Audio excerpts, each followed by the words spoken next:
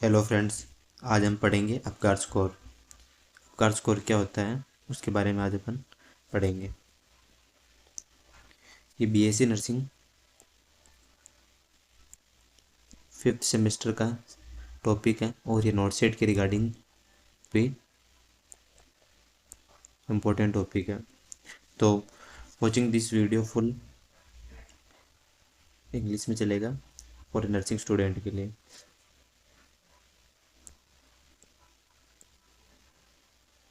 Definition क्या होती है? Apgar score is a rapid method for assessing the health of the newborn baby immediately after the birth। ये एक initial assessment करने का एक प्रोसेस होता है अपगार स्कोर, जो कि न्यूबॉर्न बेबी का immediately after the birth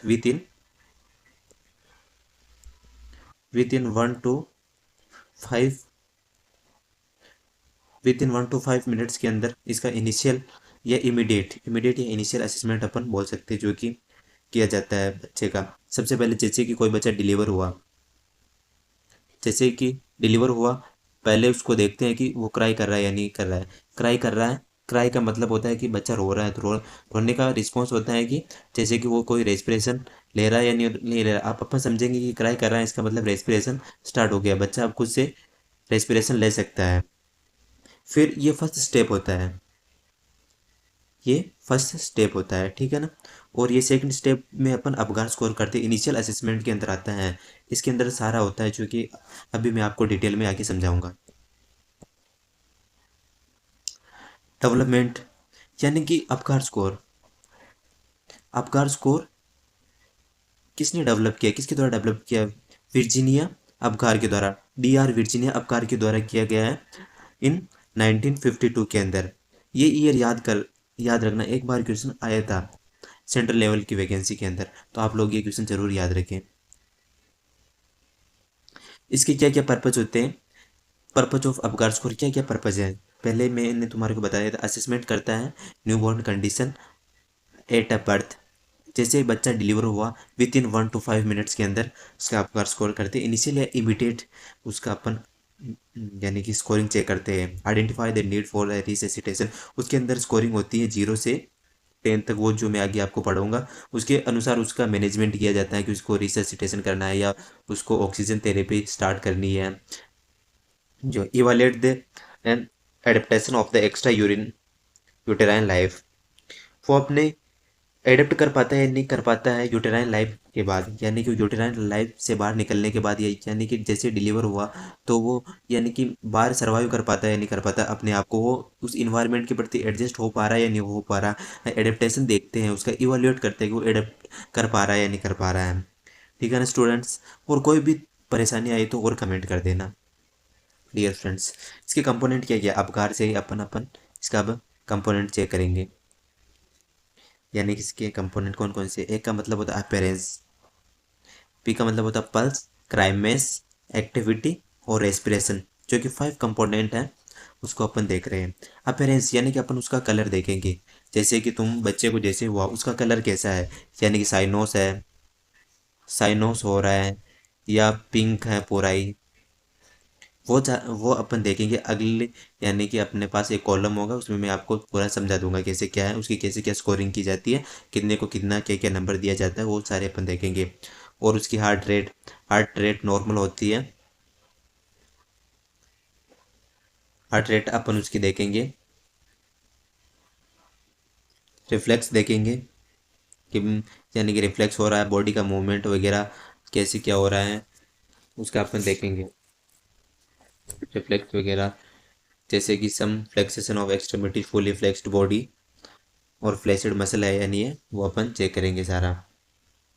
activity देखेंगे, मसल टोन वगैरह कौन सी है, और उसका रेस्पिरेशन चेक करेंगे कि रेस्पिरेशन कितना आ रहा है। नॉर्मल होता है 30 से 60 होता है न्यूबॉर्न का, ये तुम लोग याद रखना। रेस्पिरेशन ये बहुत इंपॉर्टेंट है, रेस्पिरेशन याद तो रखना ही पड़ेगा बच्चों। 30 से 60 बीट पर मिनट होता है, और हार्ट रेट होती है 120 to 160 बीट पर मिनट के हिसाब से। यह डाटा आप याद रखना, नॉनसेट में ये डाटा पूछा जाता है। इसका स्कोरिंग सिस्टम देख लेते हैं हम अपन। इसमें मैंने पहले ही बताया था 0 से 10 अपन इसको स्कोर करते हैं और इसमें 5 होते हैं, 5 कंपोनेंट होते हैं अपकार, 5 कंपोनेंट। मैक्सिमम नंबर 10 होता है और एक क्वेश्चन आता है मिनिमम कितना होता है, मिनिमम 0 होता है और मैक्सिमम 10 होता है और स्कोरिंग होता है 0 1 2 के हिसाब से रखते हैं अपन। 0 1 2, 0 जो बिल्कुल ही, जैसे कि पल्स absent है, जैसे कि अपन ने पल्स देखा था, नहीं absent है तो उसको 0 देंगे। एक देंगे जिसमें कि लेस देन 100 बीट है तो उसको, और दो उसको देंगे यानी मैक्सिमम नंबर उसको देंगे जिसमें कि मोर देन 100 है, यानी मोर देन 100 बीट है उसकी, तो उसको अपन नॉर्मल के अंदर काउंट करेंगे। स्कोरिंग सिस्टम से रिलेटेड मैं आपको पूरा अभी बताऊंगा और इससे रिलेटेड क्वेश्चन भी बताऊंगा आपको मैं। वीडियो को स्किप मत करना। नोट सेट से रिलेटेड आपको ऐसी एक ट्रिक बताऊंगा जो कि आपका नोट सेट में पूरा इक्वेशन होगा, क्योंकि मैं आपको सेमेस्टर के अकॉर्डिंग नहीं, मैं आपको not set level centre level की वैकेंसी के अकॉर्डिंग आपको मैं ये सारा डाटा पढ़ा रहा हूँ। इसके अंदर जो स्कोरिंग का आप अपन ने देखा था 0 से 10, उसमें अपन यानी कि मिनिमम 0 होता है, मैक्सिमम 10 होता है। अगर 7 से 10 आ रहा है तो उसे अपन नॉर्मल में काउंट करते हैं, है ना स्टूडेंट्स। और 4 से 6 आ रहा है तो उसे मॉडरेट डिप्रेशन में अगर आ रहा है, मॉडरेट डिस्ट्रेस आ रहा है तो उसमें अपन इंटरवेंशन सबसे पहले अपन करेंगे। अगर उसको डिस्ट्रेस आ रहा है ना, सबसे पहले अपन सक्शनिंग करेंगे, सक्शनिंग करेंगे। सक्शनिंग में सबसे पहले अपन करेंगे ओरल सक्शन, ओरल, फिर उसके बाद में करेंगे अपन नेजल सक्शन, क्योंकि ओरल के बाद ही अपन नेजल करते हैं। फिर उसको अपन दूसरा पॉइंट होगा कि उसको अपन स्टिमुलेशन देंगे बच्चे को, यानी कि पीछे पेट के पीछे तपतपाना, जिससे कि उसका थोड़ा वो क्राई करे और ऑक्सीजन सेचुरेशन लेवल बढ़े उसकी बॉडी के अंदर, उसको अपन स्टिमुलेशन देंगे। और और ये क्वेश्चन आया हुआ है नोट सेट में, नोट सेट के अंदर ये क्वेश्चन आया हुआ है जो मैं आपको बताऊंगा अभी, कि यानी कि प्रोवाइड द सुपाइन पोजीशन में देंगे। और तुमने कभी जैसे अनएचयू में अगर तुमने कभी देखा होगा तो तुमने शोल्डर रोल देखा है क्या, शोल्डर रोल देखा हुआ है क्या। शोल्डर रोल जो जैसे कि बेबी सो रहा है तो उसके यहाँ एक रोल लगाया जाता है शोल्डर रोल, जो कि उसको उसके नेक को हाइपर एक्सटेंशन करता है। क्या करता है स्टूडेंट्स, हाइपर एक्सटेंशन करता है, जिससे कि उसका O2 लेवल बढ़ता है। क्या, O2 लेवल बढ़ता है। यही अपन नर्सिंग मैनेजमेंट के अंदर आता है जो अपन करते हैं। ये अपनी 3 चीज़ें हो गई। उसके बाद में चौथी चीज़ होती है अपनी, उसको प्रोवाइड द O2 थेरेपी, उसको अपन प्रोवाइड कराएंगे। फिर लास्ट ऑप्शन होता है अपना O2 थेरेपी, O2 थेरेपी। ये पॉइंट नोट कर लेना, ये मैंने नोट्स में नहीं किए हैं। फिर आता है सीवियर डिप्रेशन, यानी इसमें अपन को रिससिटेशन की जरूरत पड़ जाती है। रिससिटेशन, अपन उसको सीपीआर देने लग जाते हैं बच्चे को। इसकी भी 2 टेक्निक होती है, एक तो थंब टेक्निक होती है और एक फिंगर टेक्निक होती है। अगर सीपीआर का तुम्हारे को देखना है तो कमेंट कर देना बच्चों, उसका मैं फुल डिटेल वीडियो बना ही दूंगा। अपन उसको रिससिटेट करेंगे और उसको अपन वो लगाएंगे, एडीआर लगाएंगे, एट्रोपिन वगैरह, ठीक है ना। इसके अंदर अपन देखते हैं, सारणी देख रहे थे, स्कोर क्या होता है, पांचवा है पेरेंस है, पल्स है, राइमेस है, एक्टिविटी है, रेस्पिरेशन।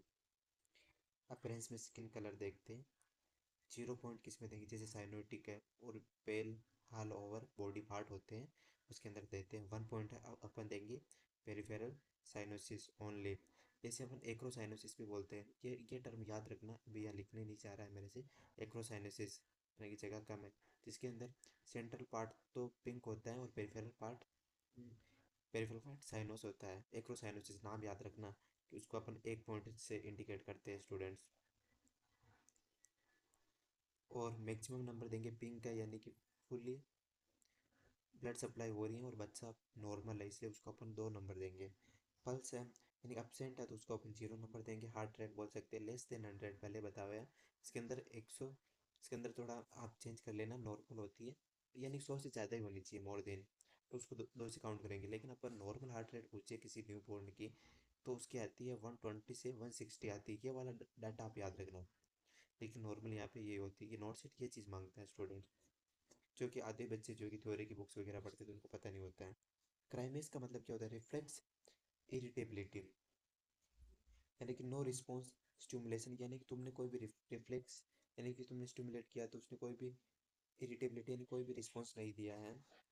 जैसे grimace of the weak, cry when stimulated, cry when the stimulated, यानी कि तुमने जैसे कि कोई भी रेस्पॉन्स दिया, यानी कि उसको स्टिमुलेट किया तो वो जैसे क्राई करने लग गया, जैसे फुल्ली क्राई कर रहा है। या इसे अपन हाइपो एक्टिव भी बोल सकते हैं, या क्राइमेस कंडीशन भी बोल सकते हैं, हाइपो एक्टिव भी लिख सकते हो तुम लोग, ठीक है ना। Hypo active we cry when तुमने जैसे स्टिमुलेट दिया, यानी कि उसको कोई स्टिमुलेशन किया, उस पर स्टिमुलेशन यानी any stimulation of this body to the perform the any work of के लिए, यानी कि क्या होता है? नो रेस्पॉन्स ऑफ स्टिमुलाइज, ये होता है क्राइमेस। एक्टिविटी, एक्टिविटी का मतलब तुम उसका टोन कैसा है? फ्लफी है, एक्टिविटी यानी कि मसल्स टोन बोल सकते हैं अपन। फ्लफी है, सम फ्लेक्सेशन है, well flexed and the resisting extension, यानी कि फ्लफी यानी कि अपन बोल सकते हैं flaccid muscle, flaccid muscles. No contraction, इसका मतलब होता है no contraction, no contraction of muscles है तो उसको अपन 0 पॉइंट से इंडिकेट करते हैं स्टूडेंट्स। ये चीज़ इंपॉर्टेंट है। तुमने अगर सोचा होगा कि वो बच्चा यानी कि एक्सटेंशन करके रखता है तो वो एक एबनॉर्मल कंडीशन है। वो अगर फ्लेक्शन रखता है तो उसकी नॉर्मल कंडीशन होगी। तुमने किसी न्यूबॉर्न को देखा होगा तो वो अपने हाथों को थोड़ा फ्लेक्स करके रखता है, तो वो अपन को नॉर्मल कंडीशन होती है। फुली फ्लेक्स्ड होना चाहिए। सम फ्लेक्शन है तो उसको अपन एक नंबर से इंडिकेट करेंगे, उसको अपन एक नंबर ही देंगे। सबसे लास्ट होता है रेस्पिरेशन। एपनिक यानी कि नो रेस्पिरेशन कर रहा है तो एब्सेंट है, स्लो और इरेगुलर ब्रीथिंग कर रहा है। और स्ट्रॉन्ग क्राई कर रहा है, उसका मतलब क्राई कर रहा है बच्चा तो उसका मतलब है कि उसका नॉर्मल रेस्पिरेशन है। ठीक है स्टूडेंट, ये एक और ये वाली तुम सार नहीं उतार सकते हो, ठीक है ना, ये इंपॉर्टेंट है। Assign the based on the quick review of the symptom complete, 1 से 5 मिनट्स के लिए किया जाता है, मैंने पहले ही बोल दिया था। एक्रोसाइनोसिस, ये वाली टर्म याद रखना। क्राइमेस, जिसे अपन बोल सकते हैं हाइपो एक्टिव भी बोल सकते हैं, क्राई कर रहा है। वैसे आपको बता ही दिया है कि 0 से 3 है तो सीवीडी स्टेज है तो उसको अपन रिसेसिटेशन स्टार्ट कर देंगे। 4 से 6 है तो मैंने तुम्हारे को 4 स्टेप बताई थी कि सबसे पहले क्या क्या करेंगे।